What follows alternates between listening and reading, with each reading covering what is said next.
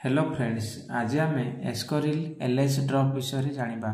यार लाभ कौन, साइड इफेक्ट कौन, यह किपरि व्यवहार करबा उचित, ताहा सहित एथिरे कौन कंपोजिशन रही। एस्कोरिल एलएच ड्रप रे तीनोटी सक्रिय उत्पादन रही, एम्ब्रोक्सल, लिभोसल्बुटामल एवं गुआइफेन्सिन, जहाँ पिलामानंक कफ सहित खास, गलार जंत्रणा एवं श्वासरोगर चिकित्सा पई व्यवहार करा जायथाय। एही एस्कोरिल एलएच ड्रप पिलामानंक मोटा कफ को पतला करिथाय, जहा फल कफ बाहर को सहजरे आसीथाय।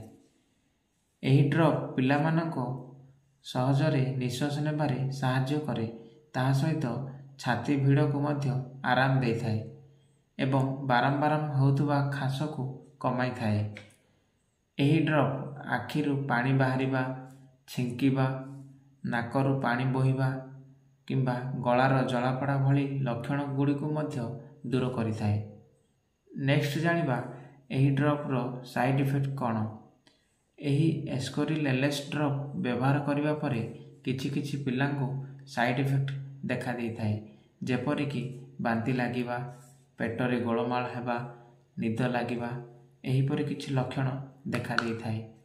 जदि अधिक किछि समस्या होइथाए तेबे आपण तुरंत डाक्टरंक सहित परामर्श नियंतु।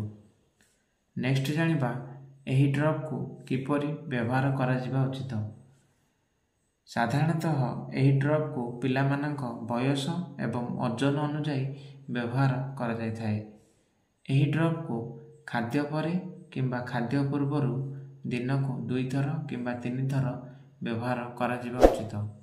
एहीपरि किछि सूचना जानिबाकु हेले चैनल को लाइक, शेयर एंड सब्सक्राइब करंतु। धन्यवाद।